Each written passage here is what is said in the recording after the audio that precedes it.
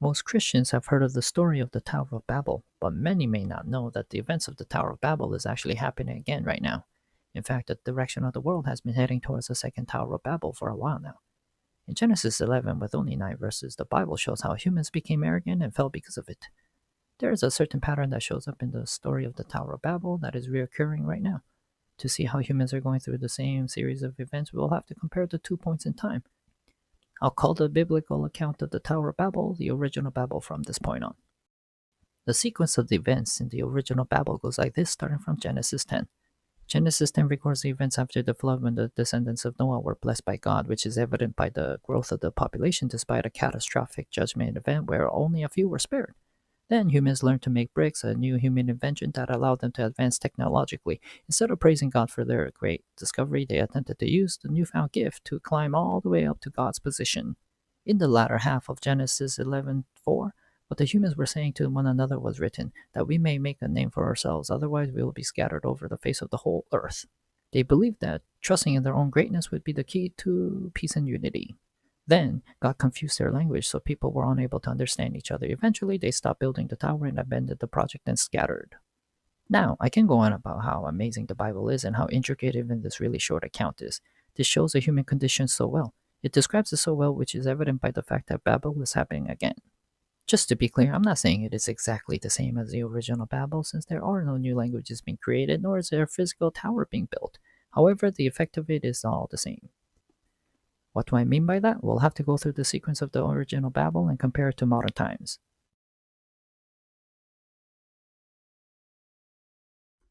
Just like the descendants of Noah, the countries with Christian background are doing extremely well. The Western world has developed due to Christianity. Briefly speaking, it is a fact that Christianity has brought the world this far, where people as individuals have values. Women's rights came about thanks to Christianity. Abolishment of slavery, again, credit goes to Christianity. Modern science, Newton was a devout Christian. Monotheism called for an explanation of the world's design, unlike the polytheistic worldviews that were part of Greeks, Romans, and other past powerful civilizations.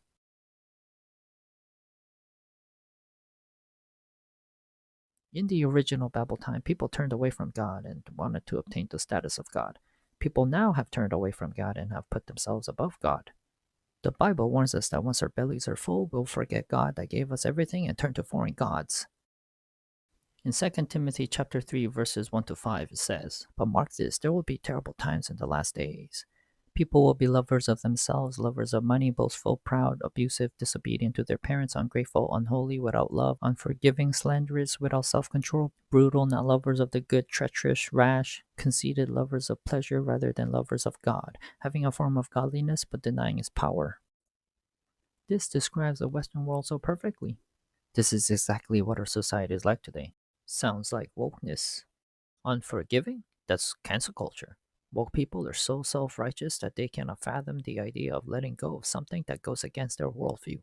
Disobedient to their parents? One of the biggest tactics of wokeness. Without self control? You know exactly who this is referring to.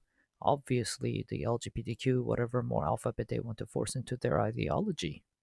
Having a form of godliness but denying its power? This describes those atheists who claim that they do not need God to be moral, yet a lot of the morality that they take for granted actually came from Christianity. They're too arrogant to give praise to God for the values that they have and instead act like they got their morality by themselves. People are not building a physical tower, but they are building a tower of arrogance, which is reaching up to the heavens. People have elevated their own positions and are trying to replace God with themselves and everything other than God. People have gotten arrogant to the point of pushing their own opinions above facts and reality. People are ignoring definitions put forth by God and started to attach subjective definitions to objective reality as they wish. It's as if the wishful thinking of wanting something to be a certain way would change reality. Even if everyone in the world started to call a group of humans not humans, it does not make them not humans. This arrogance goes all the way back to Adam and Eve, actually. Humans not trusting God's definition of good and evil is the arrogance that was a sin that Adam and Eve committed.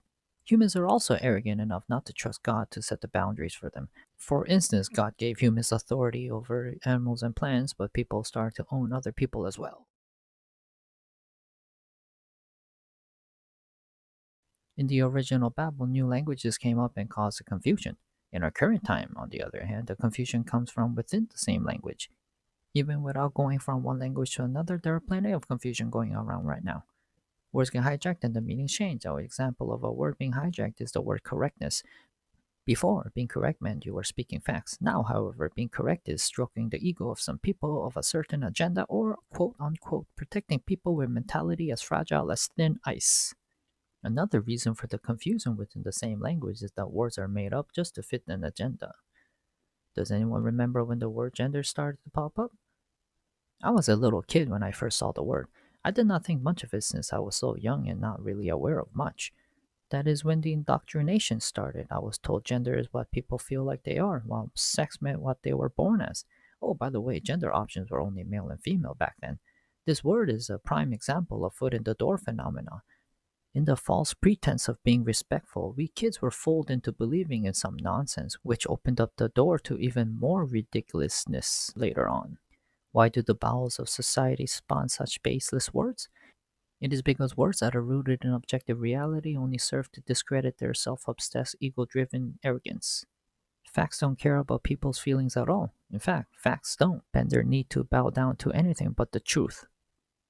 Anyways, hijack words and words without any objective meanings cause so much confusion. People are no longer talking about the same topic when having discussions, even if they think they are thinking about the same topic. People who buy into the nonsense will mean something entirely different while they are using the same words as people who are against them. This phenomenon is clearly created on purpose because the confusion allows for more control over those who fall for it. People are more divided than ever in recent history. Changing the word's meanings without the consensus of everyone else led to communication breakdown. When someone is talking about one thing and another person thinks they are talking about the same thing but they're not, there is no way a conversation can happen. Since the words feel so familiar to both parties, they will be so frustrated with the fact that the other party can't seem to understand what they think is just a given fact or a simple definition. It is unfortunate, but due to the inability to move the conversations forward, people divide. The arrogance to the level of attempting to redefine reality has severe consequences. Just look at how evil it can become. Unborn babies are defined as not humans to some people just so that they will not feel guilty about murdering them. Facts do not care about people's feelings, nor does it care about their situation. Humans are humans whether or not someone wants to be rid of the responsibilities of a sinful action. Those blind to the truth will still be accountable for all the sins they have committed. Changing the title or definitions of sin will not save people. We followers of Christ must be the anchor. If everyone lets go of the truth, then the whole society will drift away from reality and then into the realm of chaos. When nothing is rooted in objective reality, chaos will ensue. Interestingly, the words rooted and anchored all could mean to bring to the ground, which is just so fitting for the message we need to hear. The more we lower ourselves, the more we can be in the right place to praise the one and only that should receive our praise, the Lord our God. So, how can we become rooted in reality? We all just need to pick up our Bibles and read them through. In Deuteronomy 8, it warns the Israelites, which is also a warning for us. When our bellies are full, we'll turn away from God and serve other gods. We cannot forget about God and all that He has done for us, all the grace He has shown us. The events of Israelites in the wilderness can be applied to our own lives. God is guiding us with a pillar of cloud during the day and pillar of fire when we're in darkness and need the light. Western world, please let us not forget how God has prospered us. Let us get rid of our arrogance that we are the reason for our prosperity. Let us stop mirroring the original Babel, but instead thank God for our technology and all the improvements that we have received. Let us not build a tower for ourselves, but stay grounded. Remember, all throughout the Old Testament, people repeated the same mistakes. So, just like my history teachers always said, if we don't learn history, we're doomed to relive it. Thank you for watching my video. If you enjoyed it, please consider supporting me by subscribing and hitting that like button. Bye bye.